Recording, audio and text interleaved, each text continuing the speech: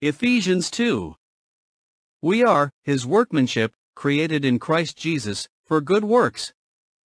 In the beginning of Ephesians 2, the Apostle Paul described the spiritual state of all people before their encounter with God's grace. He emphasized that everyone, both Jews and Gentiles, were once dead in their sins and under the control of worldly influences and their own sinful desires. It was a state of spiritual death and separation from God. Paul said that they were saved by grace, through faith, and that it was not of their own works. He said this so that nobody could boast in themselves.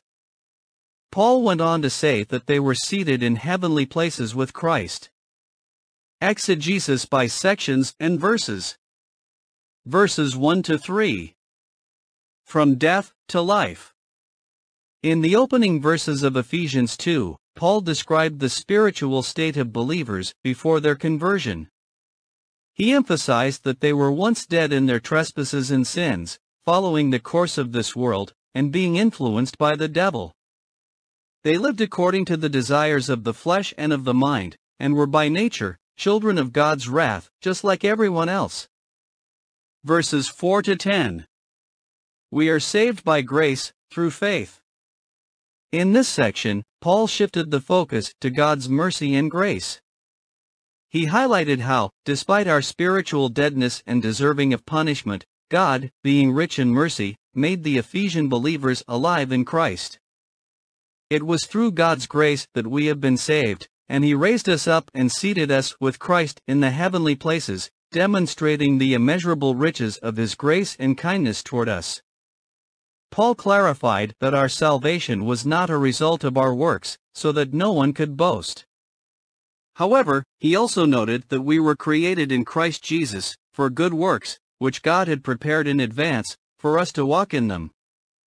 Verses 11 to 13. We are one, in Christ. In this section, Paul specifically addressed the Gentiles who were non-Jewish believers.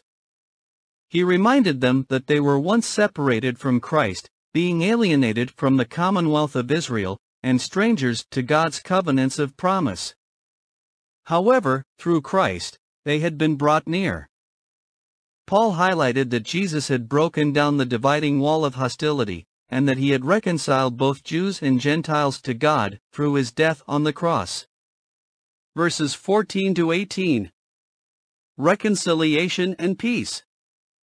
Paul continued to emphasize the unity and reconciliation brought by Christ.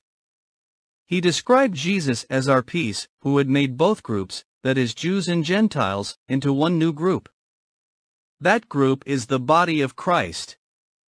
Paul said that Jesus has reconciled both Jews and Gentiles to God, in one body, through the cross.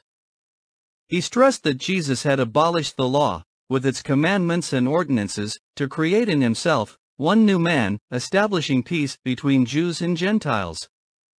Through Christ, both Jews and Gentiles have access to the Father, through the Holy Spirit. Note, in the Scriptures, if you were not a Jew, then you were a Gentile. In the concluding verses of Ephesians 2, Paul presented the believers, both Jews and Gentiles, as members of God's household and citizens of His kingdom. He highlighted that Gentile believers were no longer strangers and aliens, but fellow citizens with the saints, and members of God's household. Paul emphasized that the church was built on the foundation of the apostles and prophets, with Christ Jesus as the cornerstone which holds everything together. Believers are being built together, as a dwelling place for God, by the Spirit. Overall summary. Ephesians chapter 2 emphasized the transformative power of God's grace, highlighting how believers were once spiritually dead but had been made alive in Christ. Paul underscored the unity between Jews and Gentiles, through the reconciling work of Jesus. That established peace between the two groups, making them into one new group. He also emphasized that salvation was a free gift. Both Jews and Gentiles were saved by the free gift of grace, received through faith.